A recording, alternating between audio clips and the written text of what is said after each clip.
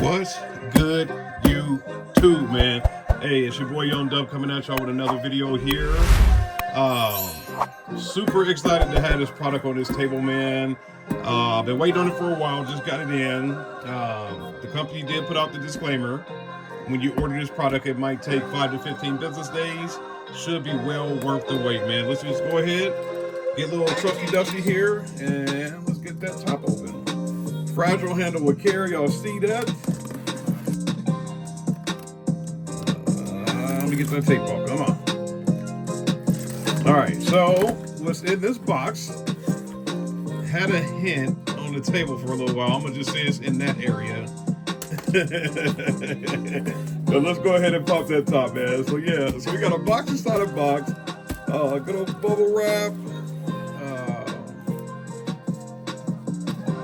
So there it is, man. You already see. It's probably gonna be in the title, but yeah, JS Alternators, man. Wanted to try something different.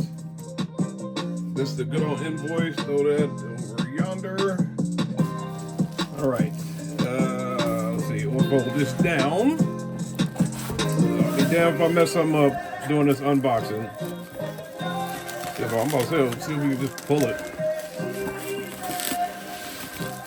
All right, so we got the little shipping box. Fragile, it's under somewhere. Fragile handle with care. We got this box with a ton of bubble wrap on it. Looks like that's got tape on it.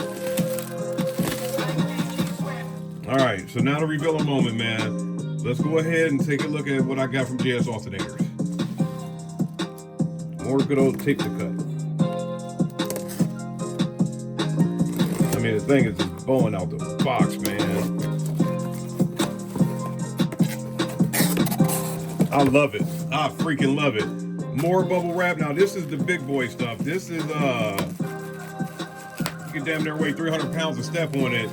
And if you hit the right spot, it'll pop. And if you hit, I guess say, I don't know, the other hit the other right spot, it won't pop, man. I don't know. It bears weight very well, man. But yeah. So we got the box inside of a box with the bubble wrap. Good old everyday normal bubble wrap. And then we got the big boy stuff inside the box. All right.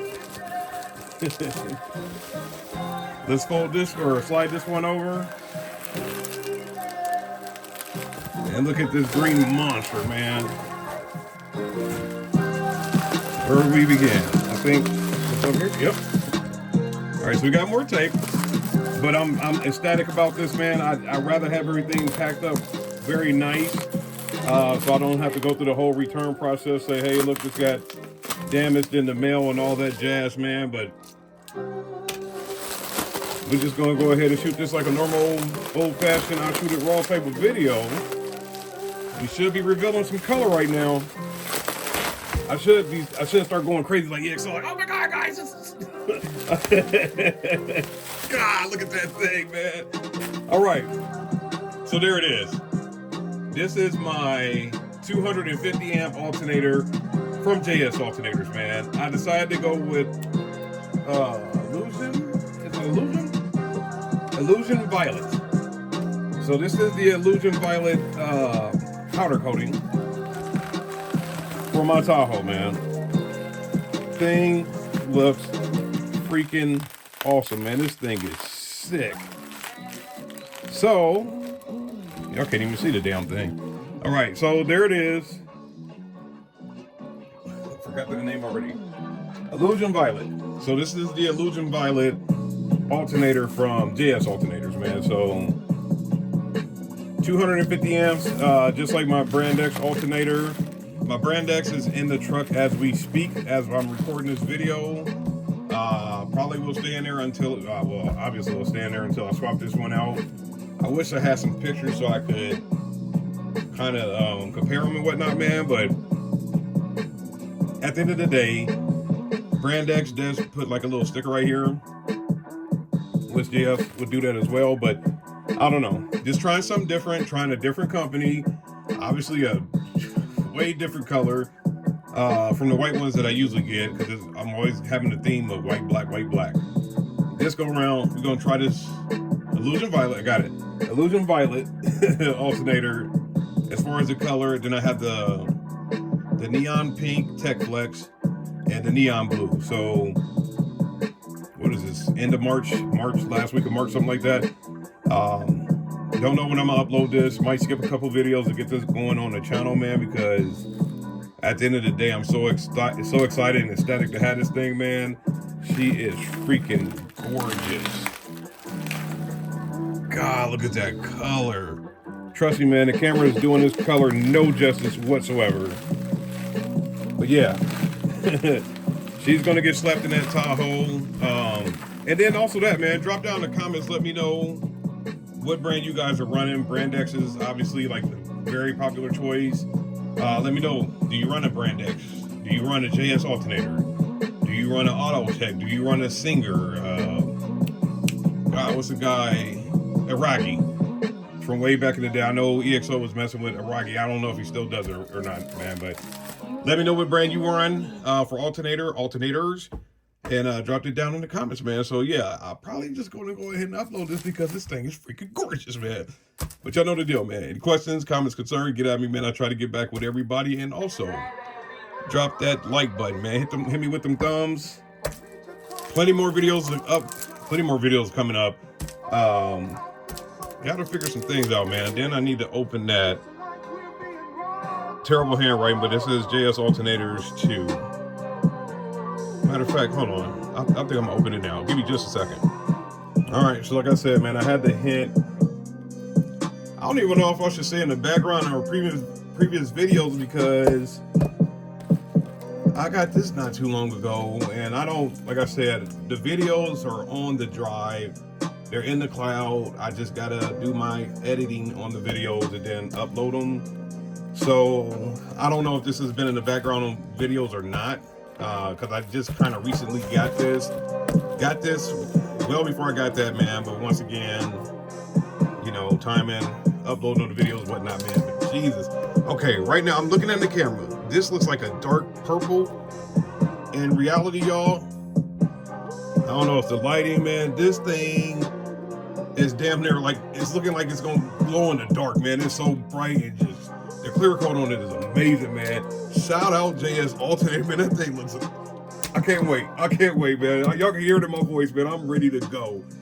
But yeah, so this says JS Alternators 2. I know I got terrible handwriting, man, but JS Alternators 2.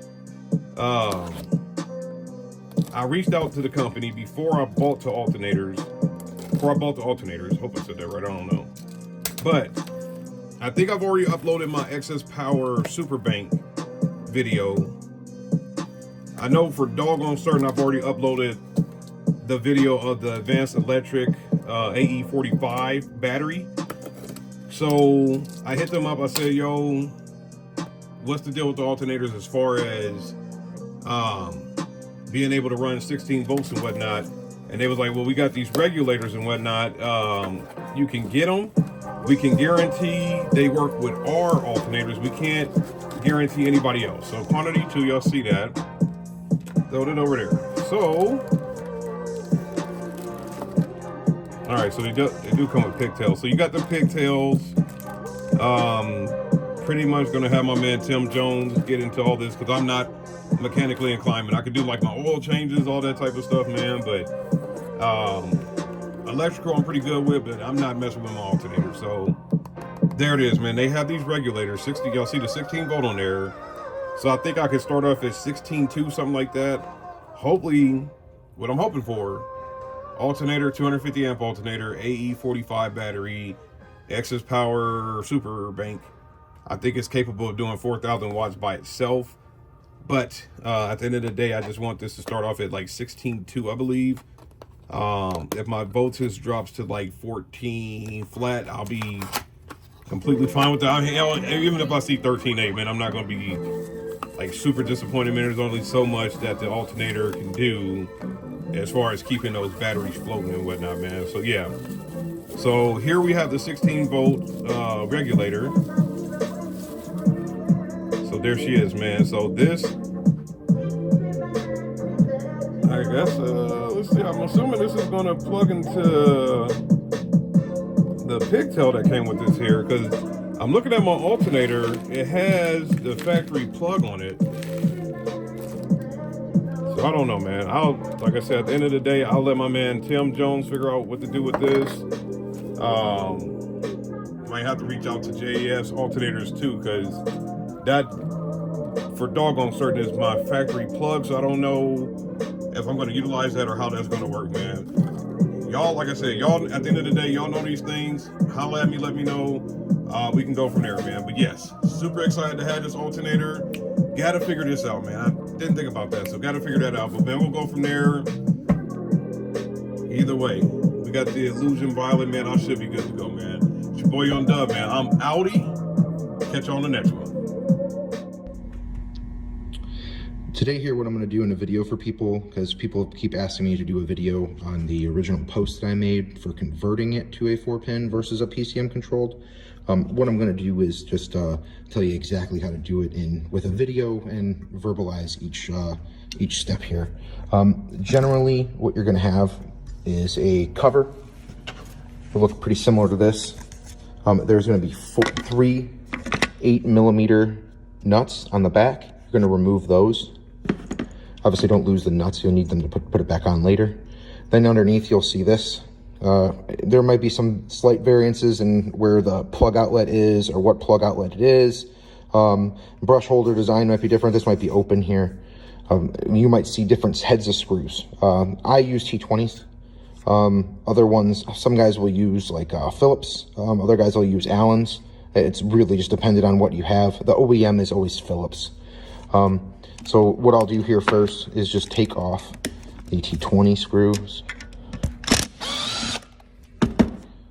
They'll just come out generally between like 13 and 14 millimeters. So if you're doing it by hand and don't have an impact, it does take a while because it is a pretty fine thread. And I'll take the Phillips screws off next.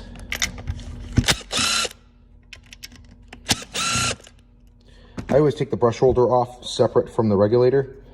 That's just a preference for me, just because I've had points where it's easier to take the brush holder off if it's an older unit, because sometimes there's a little bit of corrosion here, versus trying to hold the regulator in your hand while you're taking these screws off. If you break this little plastic leg, it's pretty much over. You just have to order another brush holder and etc. with the unit. And generally, this is going to depend on if it's OEM or if it's aftermarket.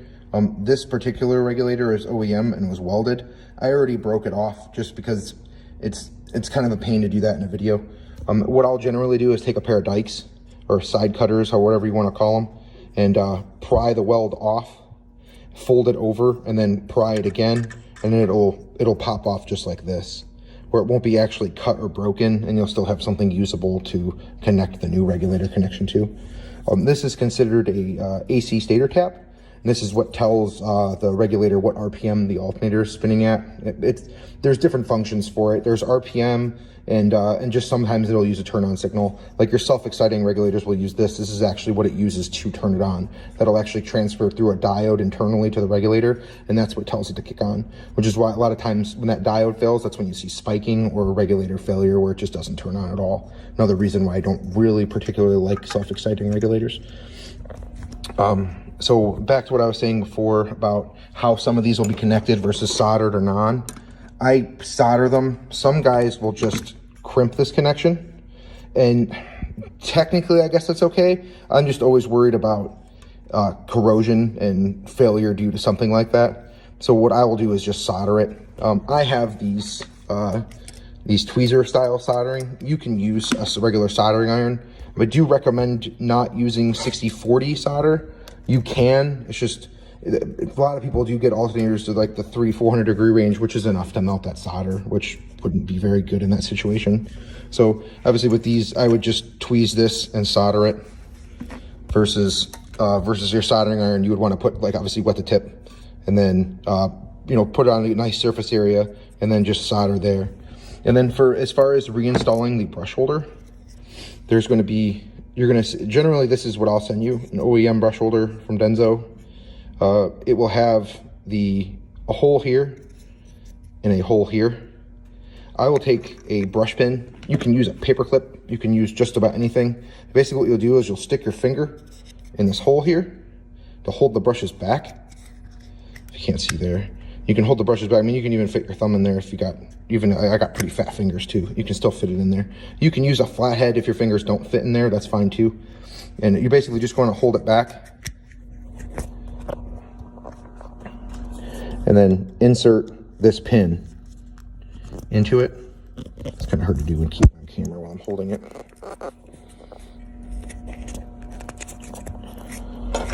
And that's going to go right back on there. And then you'll just basically reverse the process.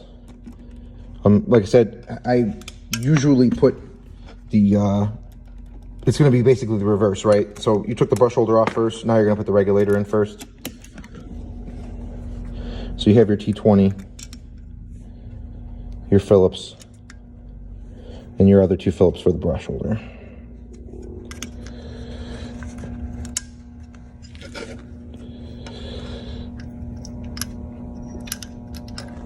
Sorry for my bench being such a mess.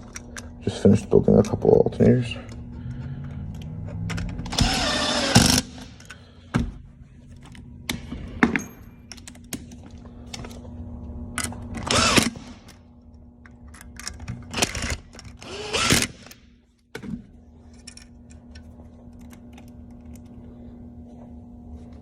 If you don't these screws are not very durable, so you do not want to just like really crank down on them. I have a torque bar on my impact where it limits how much torque I can do. Obviously, if I go gung-ho, it'll still break it, but it basically limits the torque going onto it. You've seen those on, like, if you're a mechanic, you've seen those on like lug nuts and stuff like that, where shops will have those. But I mean, obviously, as you can see, I mean, it is that simple. It's not something, a lot of people send their alternators in to get this done. That's what this customer did. Sent me an alternator in to swap the regulator for him. I don't charge people extra on top of what I'd normally charge, but you do have to pay for the shipping back and forth, and you do have to wait. Obviously, the way faster method is you just do what I did here. I mean, I was fumbling around with my tools trying to hold the camera at the same time. It really is that easy. I mean, it took me 5 minutes, and that was, again, fumbling around and talking the entire time. You really could do this yourself if you've never done it before, and if it takes you longer than 15 minutes, God bless your soul, because that's not good. But it shouldn't be. It should take you no longer than